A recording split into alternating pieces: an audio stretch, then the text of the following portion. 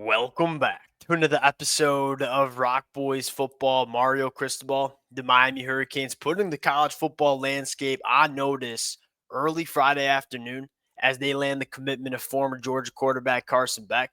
Now, we hopped on Friday afternoon, kind of gave just an initial reaction to the commitment.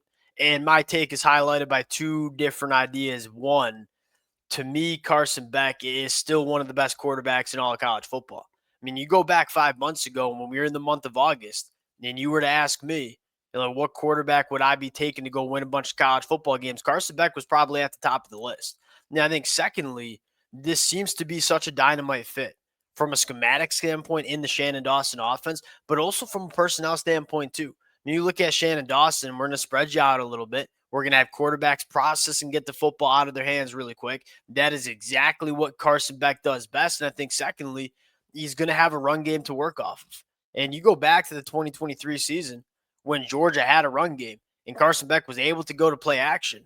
I mean, Carson Beck was dynamite working off play action. If there's one thing we know damn sure for the Miami Hurricanes heading into 2025, they're going to be able to run the football at a really high level. And so you're getting a really good quarterback that I think is a really good fit in this offense. And now the question is, and this is kind of where I want to get into, is how dangerous does this make Miami in the 2025 season? I would say extremely dangerous. And I think it first starts with quarterback play is going to separate teams in the 2025 season. You look across the college football landscape, quarterback play just wasn't all that good in 2024. And even though Miami had some serious problems on their roster in 2024, specifically on defense, they won a lot of football games because they had the best quarterback in the country. And you go into 2025 and you have some really young quarterbacks that you like kind of rising up the pipeline, right? Arch Manning at Texas, DJ Lagway at Florida, Lenore Sellers at South Carolina. You start looking at quarterbacks that you trust heading into 2025. I don't know how many quarterbacks that you're taking over Carson Beck. And because the quarterback play has been such a problem for a lot of football teams, and it seemingly is not going to be a problem for Miami, I think this is somewhere where you can really separate. Where back in 2023, there was really good quarterback play. I mean, Caleb Williams, Drake May, Jaden Daniels, Michael Penix, Bo Nix, JJ McCarthy. Quarterback play is going to separate teams a lot more in the 2025 year because they ain't that many good ones. Now, I want to get into four real talking points in terms of why I think this Carson Beck addition is so big for Miami. Now, before we get into it, as always, the Miami Hurricane fans, this all of a sudden is going to make it a really fun spring practice.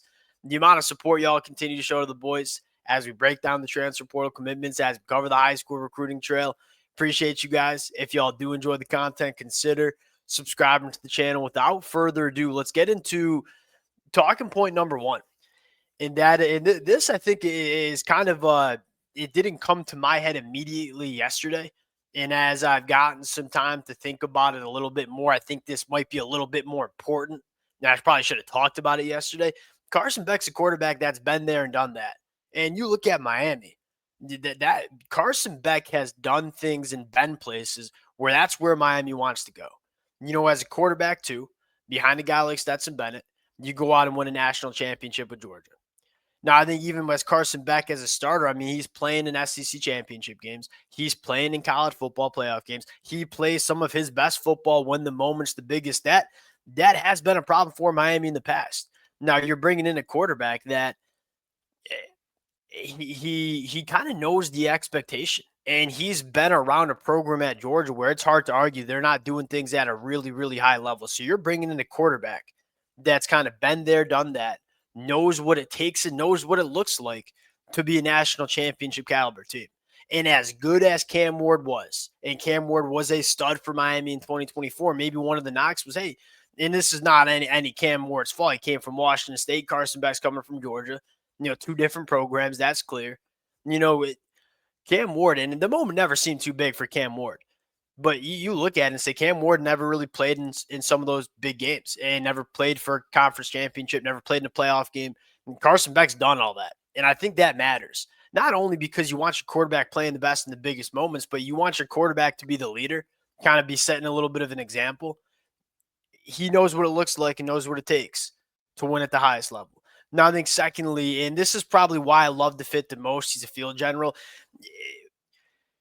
when you put the talent around Carson Beck, he's going to be a really good quarterback. When he had the talent around him in 2023, good offensive line, good run game, Brock Bowers, Lab McConkey. This was one of the more impressive quarterbacks that we saw in the country. Now, the production dips a little bit in 2024. One, the run game was not nearly what it was for Georgia in 2023. And secondly, the pass catchers flat out stunk. I think one of the things that you're excited about is, hey, he's a guy that can come up to the line of scrimmage. He can take a look at what the defense is throwing at him. He can do some of those line of scrimmage checks. That's kind of the command of the offense is something that I think separates Carson Beck from a lot of other quarterbacks. There's a lot of other quarterbacks that can make the throws that Carson Beck can make. There's a lot of quarterbacks that have a lot of arm talent. What kind of separates the great quarterbacks at the collegiate levels? Yeah, you got to be physically gifted. You got to be physically able to make a lot of big time throws, but you also have to know what you're looking at, and you have to have command of the offense. And that's something that separates Carson Beck. Now, this is number 3, probably the biggest talking point here. It's a dynamite fit from a scheme and personnel. Let's start with Shannon Dawson. One thing that's kind of flying under the radar is just how great of a hire Shannon Dawson was. I mean, yes, Cam Ward was a very good quarterback. We knew Cam Ward was a good quarterback coming from Washington State. Cam Ward also got a heck of a lot better at Miami. They very, very clear. Turned the ball over less, made more big-time throws. Cam Ward went from being, a mid-range NFL draft pick, day 2, day 3 guy, to probably being 1-1. And when we see the NFL draft in April.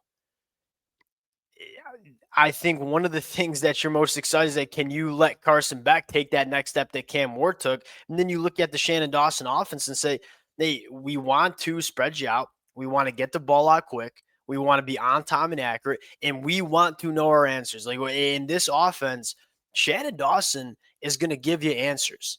If you're a quarterback, you got to be able to find those answers in a timely manner. And that is what Carson Beck is. It's probably his best trait, is looking at a defense and saying, hey, what am I seeing? What are the answers that I have? And I got to find them and be accurate with the football. Carson Beck can do that. And then I think, secondly, from a schematic standpoint, there's 2 things that Carson Beck has graded out exceptionally well at Georgia. One, when he's clean in the pocket, he's going to dice up defenses. And when he has a run game to work off and he can go to play action, he's elite work in play action. What are the 2? What's the one thing that, even regardless if Carson Beck was going to be the quarterback or not, what was one thing we were really confident in terms of this Miami Hurricanes offense? Even if it was Luke Nickel or Emory Williams running the offense, we knew they'd able to run the football and protect the quarterback. This offensive line is going to be really, really good. And so now you're putting a quarterback who, when he's clean in the pocket's elite and really good in play action. This, to me, not only from a scheme standpoint with Shannon Dawson, but from a personnel standpoint, this one makes so much sense. And then, all right, where does Carson Beck like to go with the football? Likes to work it to the tight ends, likes to go to the middle of the field. I think you got one of the more special tight ends in the country in Elijah Lofton going into year 2. Like, you're going to get really creative with him, but we all know that's the kind of pass catcher that Carson Beck likes to go to. That connection, I think, is going to be dynamite for Miami. So you're looking at a really good fit from a schematic standpoint with Shannon Dawson, also from a personnel standpoint. Last thing that I think is a fun conversation to have is, does this let Miami get a wide receiver in the portal? You saw them go after Eric Singleton. You saw them make a run at Zachariah Branch. You saw them make a run at a few other wide receivers too. It's pretty clear Miami maybe wanted to add a difference maker at wide receiver. Now, outside of CJ Daniels, you didn't land that guy. I think that had a lot to do with, hey, Zachariah Branch. I'd be interested in playing for Miami, but I don't know if I trust the quarterback spot. Well, now you got the quarterback position checked. And so now all of a sudden this Miami Hurricanes offense looks like a prime space for a difference maker at wide receiver. Now, I kind of like where Miami is. I don't know if there's that difference maker wide receiver currently in the portal. I think a lot of those wide receivers have found homes. So you go into spring practice and say, well, we got CJ Daniels. We're going to get an opportunity to see where JoJo Trader's at, where Nye Carr's at, where Ray Joseph's at, where a guy like Malachi Tony is as a true freshman, although I don't know if he's an early enrollee. You're going to get a chance to see what you have at wide receiver, especially with some of that young talent. And then coming out of spring practice, hey, JoJo Trader's a stud.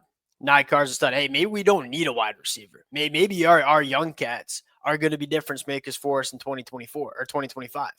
Well, the possibility is, all right, we like what we have with JoJo Trader. We like what we have with Night Car, but we wouldn't mind getting one more difference maker. Guarantee you there's going to be a couple of difference makers at the wide receiver position that pop into the portal after spring practice. Miami immediately becomes that destination. And they got the funds. They went after Zachariah Branch and Eric Singleton, and they have money that was stashed away to make runs at those guys that they weren't able to go out and get. They're gonna have kind of similar to Miami went after John Mateer, and they had some funds set aside for quarterback. So when Carson Beck hits the portal, you knew Miami had the funds to make it happen. I think you're gonna see very similar storyline for Miami coming out of spring practice. And there's two outcomes. One is, hey, we feel damn good about our young wide receivers. We don't need to go out and address it. Or it's, hey, we wouldn't mind having one more veteran wide receiver who's done it at a high level. Well, Miami immediately becomes that destination. You look at the depth chart, and I think this is kind of like bringing this whole conversation together. That is, all right, how dangerous is Miami now? Carson Beck, I think immediately one of those top tier quarterbacks in the country. Mark Fletcher and Jordan Lyle running behind an elite offensive line. Really good tight end Elijah Lofton. Couple young pass catchers that you like, and we'll see where they're at. And then you go over to the defense and say, we had a glaring problem, and we weren't good enough on defense as a whole, but especially in the secondary. You address that and then some. OJ Frederick was coming back, Charles Brantley, Ethan O'Connor, Emmanuel Carnley. I mean, 4 of the top 15 cornerbacks that were available in the transfer portal playing for Miami now. You're running it back with a really good quarterback. You're going to have a good offensive line. You're going to have a good run game, and you've significantly upgraded the personnel in the defense. And if you go smash this defensive coordinator hire, like the sky's the limit for the Miami Hurricanes in 2025. And we said the same exact thing when Miami landed Cam Ward, and that was true. Like, the sky was the limit with Cam Ward. If you just played solid defense, this team is arguably still playing in the college football playoffs right now. I think this completely changes how you look at the Miami Hurricanes heading into 2025. And you look at the landscape of the ACC, to me, right off the bat, I think SMU probably going to be pretty solid again with Kevin Jennings. Clemson's going to be really good with Kay Klubnik and all those young wide receivers returning. It's hard to take a team over Miami right now. We'll see how it plays out. A lot to talk about over the next couple of weeks. Appreciate you guys rocking with it. If y'all do enjoy the content, consider subscribing to the channel, and we'll talk to y'all later. Peace.